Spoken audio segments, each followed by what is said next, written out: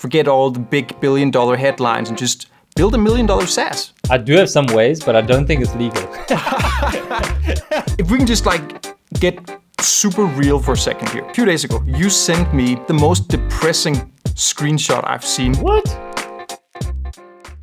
Here we are, the very first podcast episode of our new podcast, 0 to Million SaaS. And I'm here with Kyle Prinsloo, and I am super excited because we've been talking about doing this podcast for quite some time now, and here we are, the very first episode. How are you doing, Kyle? Man, I'm excited. I am nervous for this episode because we just want to add so much value and everything. But man, I'm really excited and looking forward to what lies ahead.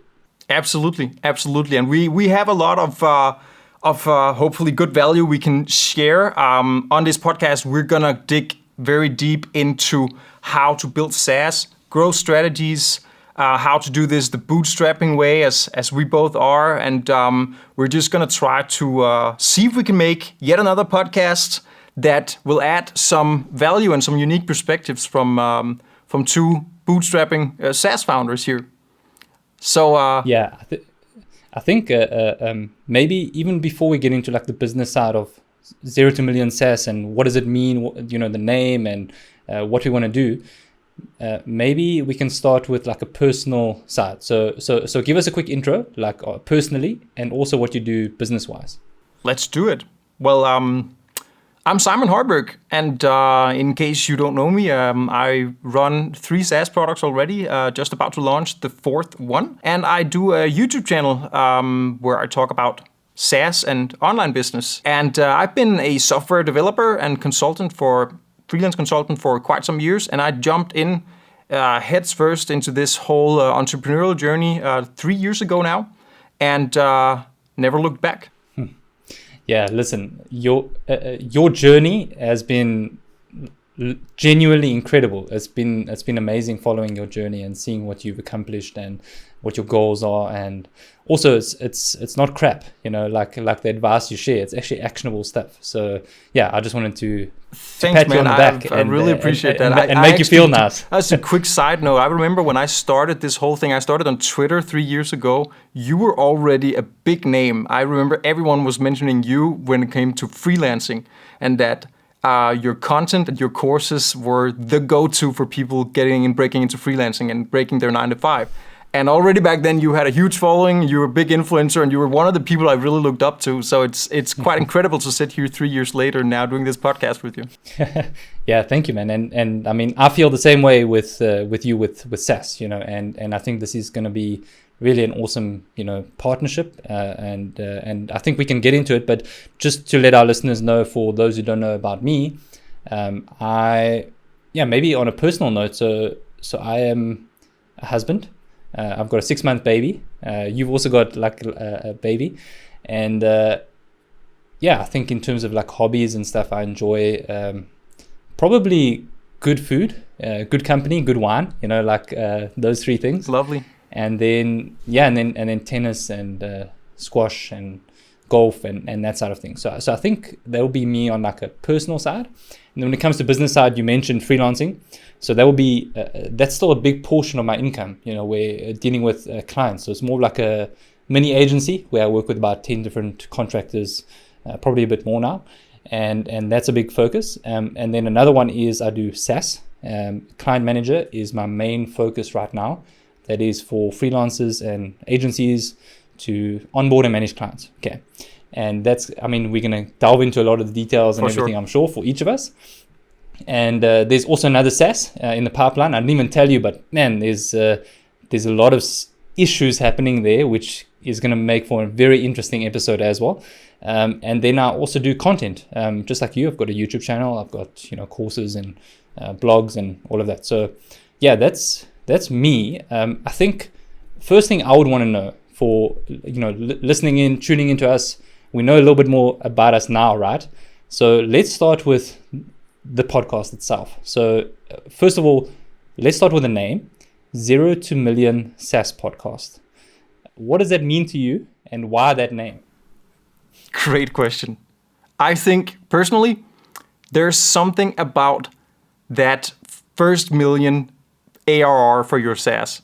Now, given you just said you had a 6-month-old daughter, I actually realize now that we could have called this founders and dads. I have a 1-year-old son. That could have been the thing. So I actually think that in our world here, we're just completely normal, the humble people sitting here and doing our small businesses. For us, 1 million ARR is a huge milestone. That might not be something particularly special for these like VC-backed fast growth startups, but for the kind of businesses that we're building, I think that one first million ARR, that's a huge milestone. So I think taking a SaaS from 0 to 1 million is not only a huge thing for normal people like us, but it also, that's personally what I want to share and what I want to aspire other people to try to aim at. Forget all the big $1 billion headlines and just build $1 million SaaS. It's possible, like we can do it. Many people can do it today, and I think that's what we should try to do with this podcast. So that's what the name means to me. But that also means that there's gonna be some SaaS products we're coming in here with 0 or at almost 0. So I want to talk a little bit about that. We both have if we can just like get super real for a second here, because the other day, it's not long ago, a few days ago, you sent me, I think, the most depressing screenshot I've seen in a long time. I have it right here. It was from Profitwell, and it showed the progression in the annual growth rate of SaaS products since 2021, and it is declining. It is going down rapidly. Yeah. It seems like this is the most horrible time ever to build a SaaS. So why on earth are we doing this for ourselves? Why are you coming in now at 0 with a new SaaS that you want to bootstrap to 1 million? I would love to hear more about that. Yeah, man. And actually, I sent you 2 screenshots. Like, I sent you my MRR for Client Manager, and I showed you like, hey, we did a lot of LTDs, lifetime deals, which I know we're going to have an interesting discussion about in a future episode. And that generated in total about 50 grand. But my MRR is only a few $100s a month, right? But I'm planning to scale a lot more and focus on marketing and stuff, which we can really get into the details on that, because your marketing strategies are incredible for growth and scaling SaaS. Yeah, in terms of like the SaaS market in general, man, when I saw that, I was like, wow. Because so for some context, it was like, I think it was like since 2017 or 2016, I can't remember when they did it, but it was like basically from when they first started capturing this data, measuring this data, to now. It was like one of the first times, or it's actually the lowest that it's ever been in terms of SaaS growth. And man, I was sad. I sent it to you, and I'm like, what do you think? Right, because there's so many different types of online businesses you can do. Like there's the classical selling courses. You can do e-commerce. You can do consulting, freelancing, as you're already very strong on. So there's like, why are we choosing pain when we could just go and do some kind of like more easy, more low-hanging fruit? What is it about SaaS for you that's so exciting? Man. So this is actually a very fresh topic in my mind, because literally yesterday I recorded a video on the different types of business models that one can create. Dropshipping, I've got experience there, almost $1 million a year in a business. Don't have it anymore. But affiliate marketing, courses, all of these things, and then SaaS, and one of the benefits of SaaS for me is, I think, so there's a few things. So it's recurring income, ideally speaking, and then you've got the enjoyment factor and the potential, generally speaking. So I think that if you combine those together, it is incredible. However, if we offset it, it's probably the most risky business model that you can choose. Obviously, context is important, because if you're coming in with, let's say, a software development background and a lot of cash and everything else, it's a little bit different, right? But generally speaking, you can lose a lot of money. And I put in a lot of cash. I'm still 6 figures in the red in my investment, total. So it's depressing. but I wouldn't keep it going if I didn't see the potential of what we're doing. So for me, it's the potential, and it's also exciting. It's a nice challenge. Right. How about I mean, what would your reasons be? Yeah, but I 100% agree with it. Like, first of all, I want to say like six figures in the red. Damn, man, that's a tough one. That's what I mean. Like, people hear this and they will go like, how do you even sleep at night through that? But as you just said, like you're quite a routine business owner with many years in this now, and that certainly helps. And we can drill into that a bit. But to answer your question, I 100% agree. Now, coming from a background as a software developer, being able to develop my own software, all the SaaS products that I'm selling started with something that I built from scratch and from the ground up. Now I have a team that helps me maintain and build it further. But there is just something in that, the fact that I can sit and type some stuff on my keyboard and put it on the internet, and then random people will just come by and give me their money. It's something that it's hard to replicate in something else. Now that sounds like obviously you need to create something of value, otherwise they wouldn't be giving you the money. You need to actually provide something that helps them. But the scalability of that part, most of the users that I have on the current SaaS product that I'm running, I don't know who they are. I've never even talked to them. And even though I'm very active on social media, I'm pretty sure a lot of them, they don't have any idea who I am. And if you think about it, how many of the tools you're using day to day, do you know the founder? Do you know who they are? Some of the tools you might, but a lot of the tools you're using, you probably have no idea who the founding team is. And you also don't really care that it's just providing value. And this level of autonomy from both sides, and then just a cash flow that rolls. There's something inherently exciting about that I haven't been able to replicate in other types of businesses. Yeah, and also there's one other thing, like try selling your personal brand, right? Like try selling your YouTube channel or your media company or whatever. It's possible, but it's pretty challenging, right? You can sell like your freelancing consultancy agency, although it's a little bit tricky, but your multiple, your value multiple is going to be quite small. But when it comes to SaaS, obviously depending on the industry and everything, but if it's profitable, I know that's you don't say that to VC-backed companies, you know. We're in a different league, but yeah, no, I get what you mean.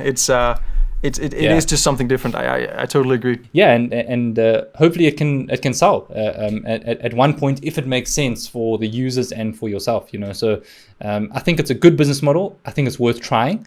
So that'll be from my side. A lot of my intention of doing this episode, yes, is to share my journey and to hear from your side, get advice from you, share what we know pretty much, but also like inspire and encourage others to start their own SaaS, because I think like 10 years ago, it was difficult, right?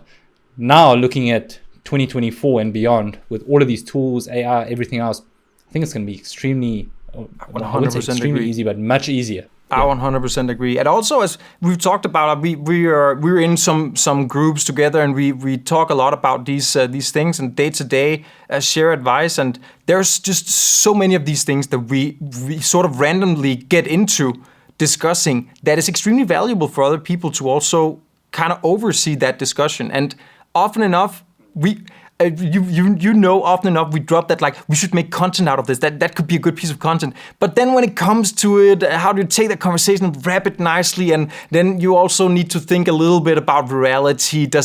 Can we put this into a hook and all?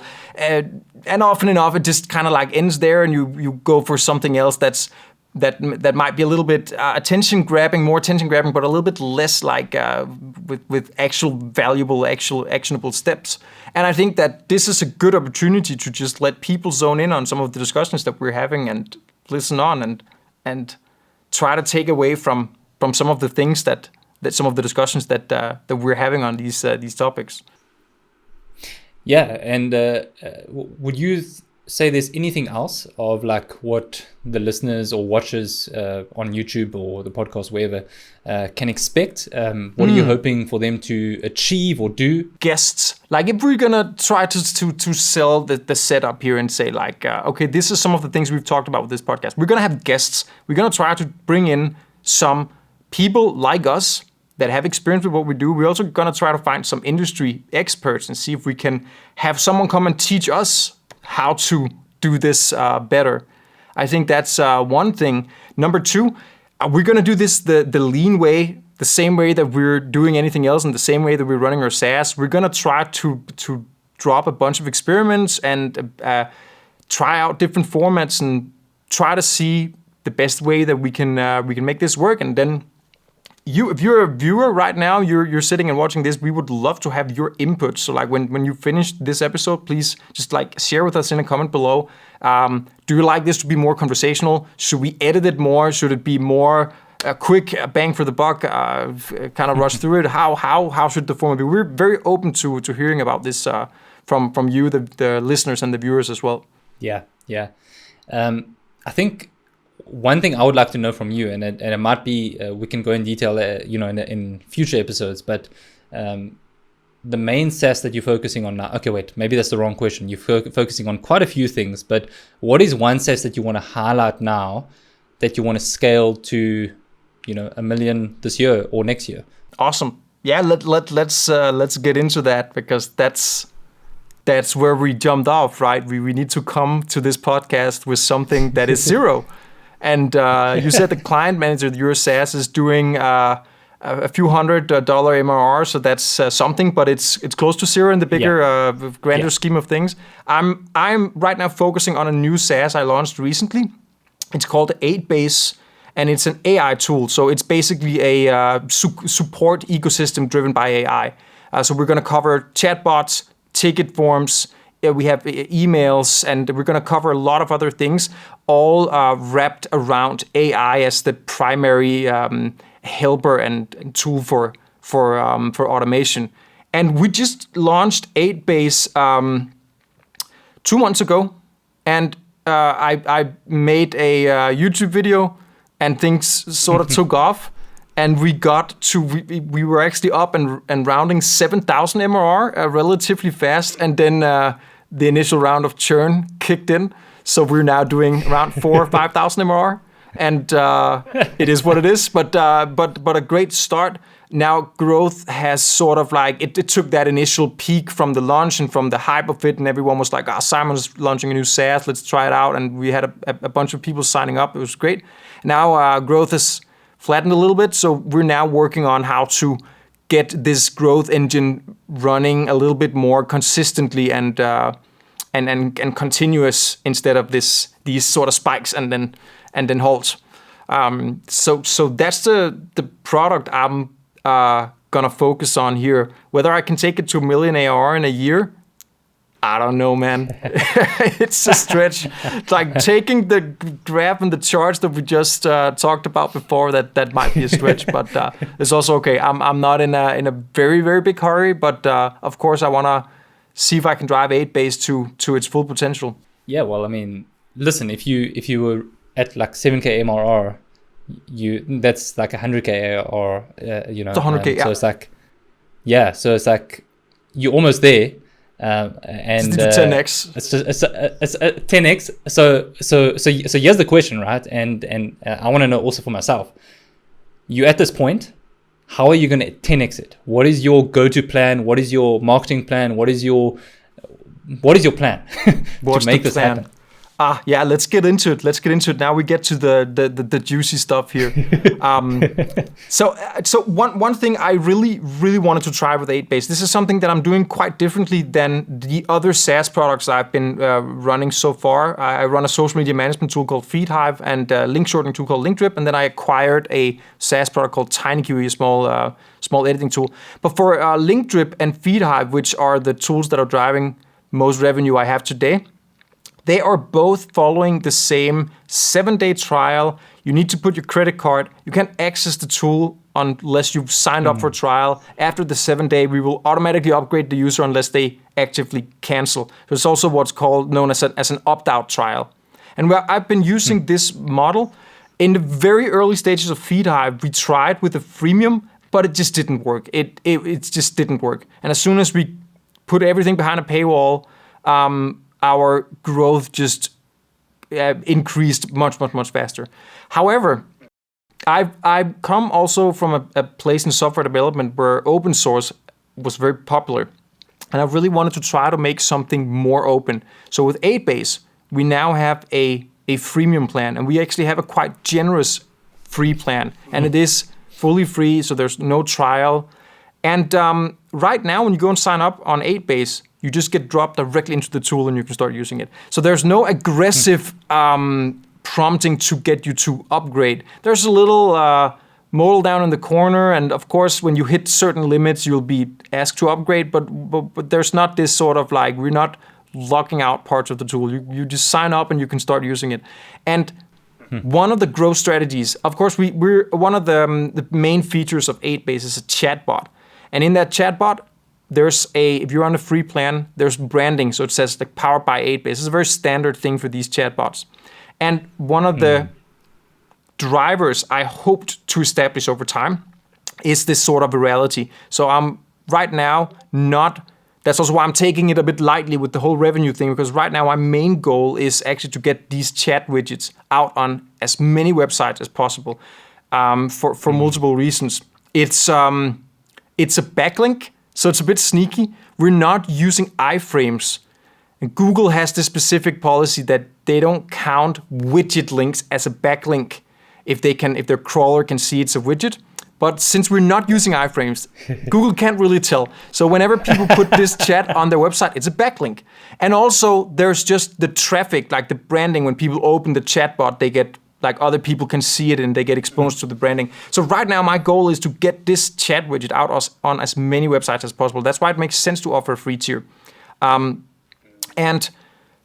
And another one is going to be influencer marketing and advertisement, but that's going to be a little bit later. We started rolling out some influencer marketing. Actually, today, the first round of influencers are starting to post about our tool. But again, with the goal of getting people on the free plan and put the widgets on their website. That is our main objective right now. We're also running red numbers on 8base, by the way, talking about that OpenAI, because now we're giving people a bunch of free AI, essentially.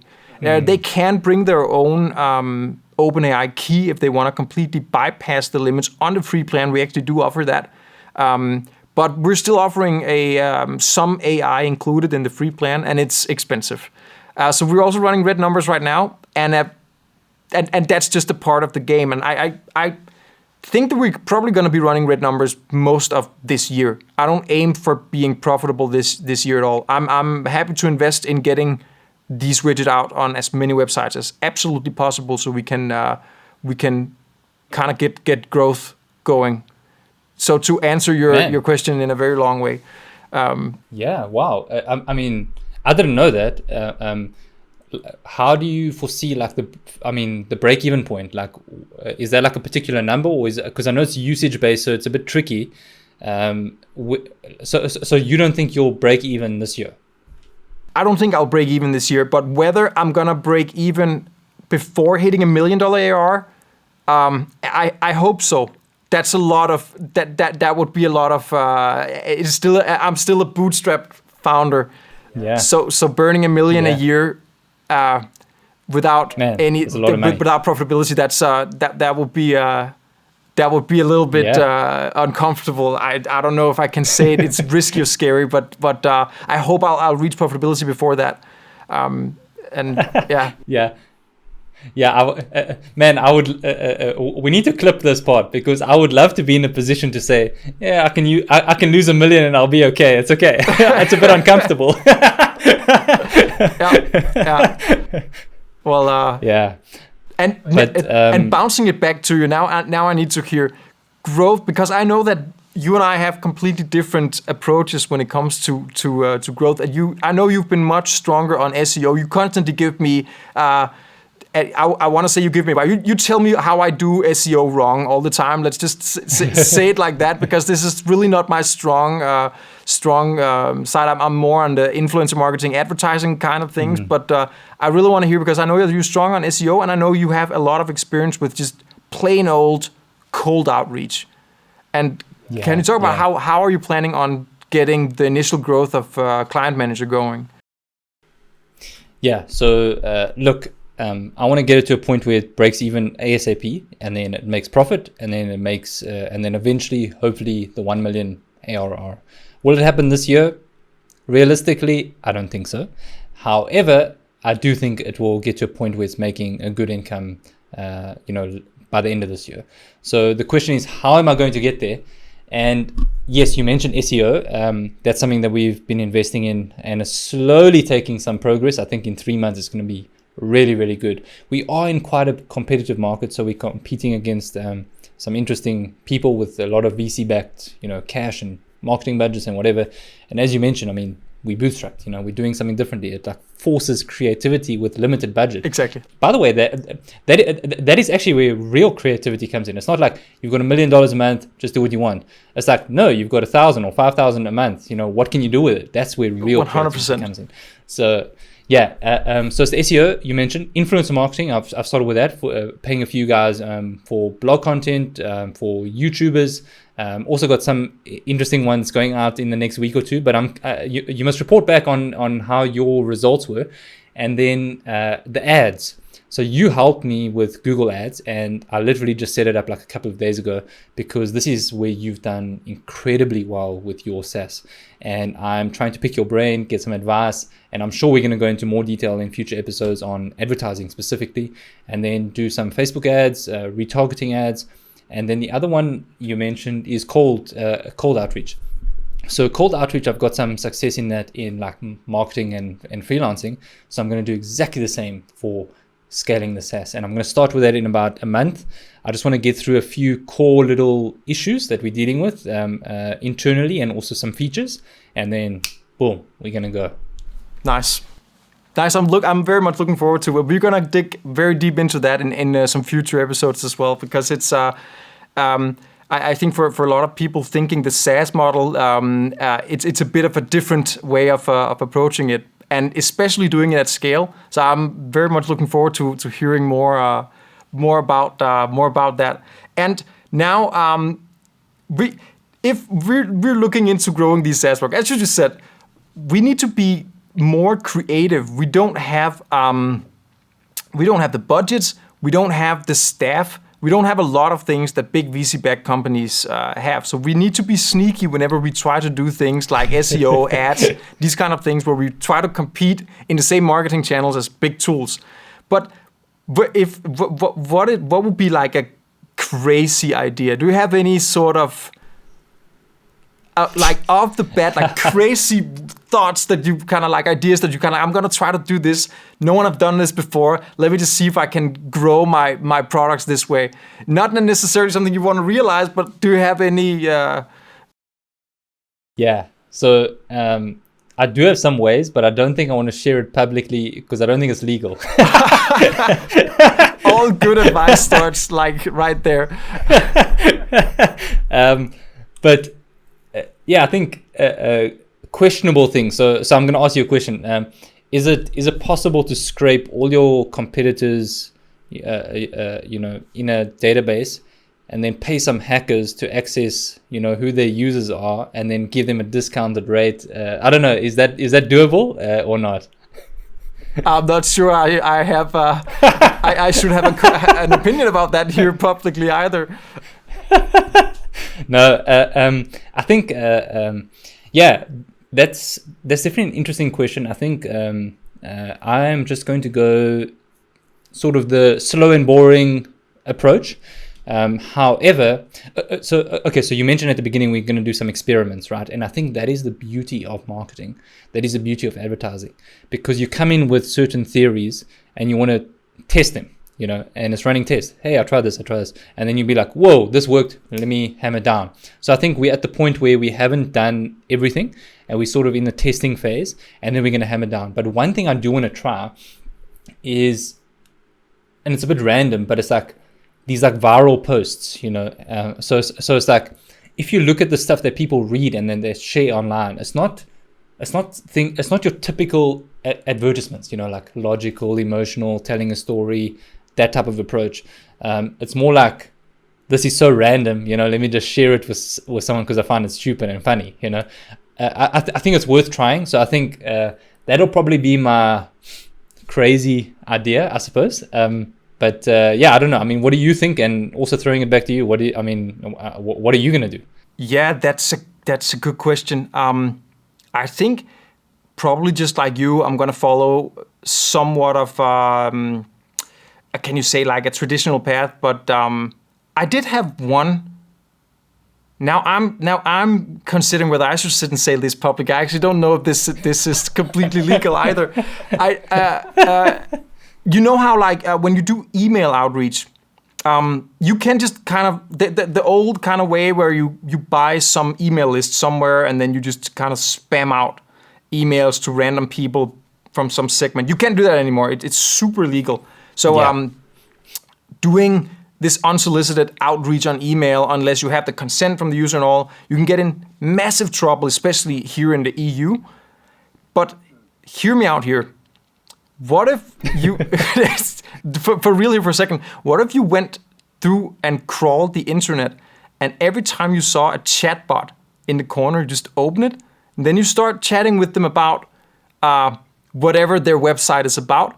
Then you sneak in, by the way, I see that have you heard about this tool, 8base? It's a brand new tool. It can really, and then go on to do a sales pitch.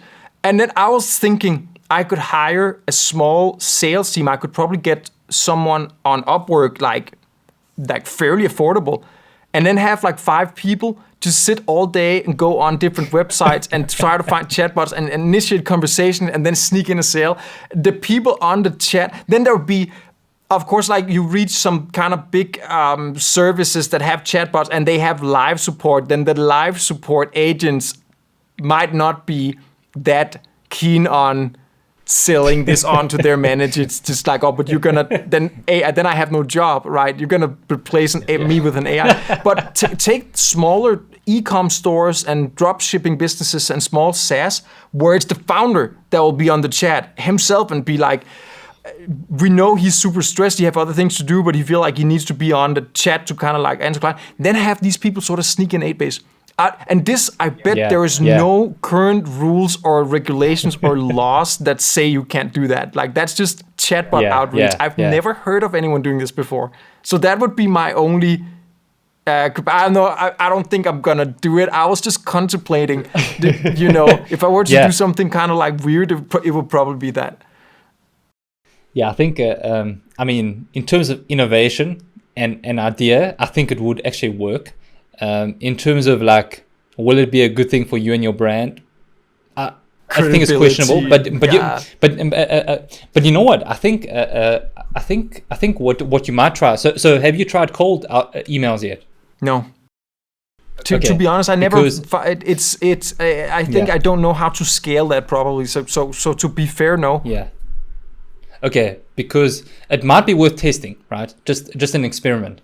So you can use a tool like Built With or something, and you can see which websites would have, let's say, for example, the Zendesk or I don't know, your competitors for live chat, and you can sort of like get a whole database, like 100,000 of these emails, and you can even niche it down. So let's say you find that e-commerce stores, you can say like, Shopify or WooCommerce or whatever, you can filter it even more. So it's like super targeted. Then what you do is you use a tool like Lemlist, and you can use the multi-channel outreach marketing where you would follow the founders on LinkedIn, interact with them, all automated, not in a non-sleazy way. And then you would send like an email and like a whole sequence and everything. Just an idea. Lemlist. Yeah. I know the founder. I was actually on the founder of Lemlist's podcast a few years ago. What? Talking to, he has this name, I can't pronounce it, he's a French guy. Something like that. Something. Yeah. They're killing it. That's very cool guy. Not a bad idea. I would I'll check out Lemlist and see if this could be something. It's something I've never dabbled with before. I've never tried doing automated outreach like this. So definitely something I I'll take a look at. But then we're gonna hold each other up on some crazy ideas here. You will post random content and see if you can get like sneak in virality, and I will do something with either it will be that I will do something stupid with trying to use chatbots, or I'll look into Lemlist and see if email outreach. If it's the first time I'm gonna try to do something more outreach at scale. That's a good deal and a good topic for a future episode. Yeah, nice one, man. Yeah, I'm looking forward to it. And in terms of this episode, I know we're approaching sort of the time. Is there anything else that you wanted to mention to our listeners, people joining in? Nothing that we haven't mentioned already in the middle of the episode. I mean, we're trying out a new format here, and we would just love to have your opinions as well. Is this something you would like to see more of? Is there anything in particular you would like us to dig into? And of course, please show us the honor. If you're on Spotify, follow us there, and if you're on YouTube, subscribe there, and on Apple, follow there, and so on and so on. Wherever you're listening or watching this, please give us a follow and a subscribe to indicate and to show that this is something you're interested in. That would mean like a ton to us, and then we would really love to take your inputs. We have no plans that go very far into the future about this, so we're gonna try to give what you guys want to hear more about. And then also we've got our new website. It's not new, but it's like live. 0 to million SaaS. 0 to million SaaS.com. Check it out. Yeah, and we're also gonna have like a newsletter and all of these things. So yeah, I'm excited, man. I'm excited. That's it. Nice. Do you want to? Yeah. Do you want to give the parting words? Parting word. How? Is there anything specific you're gonna say to kind of like wrap it up, or are we just gonna go like, and then that's it? Whatever you want. That's the episode. I think that's perfect. Let's talk soon for the next one. Awesome. Cheers, man.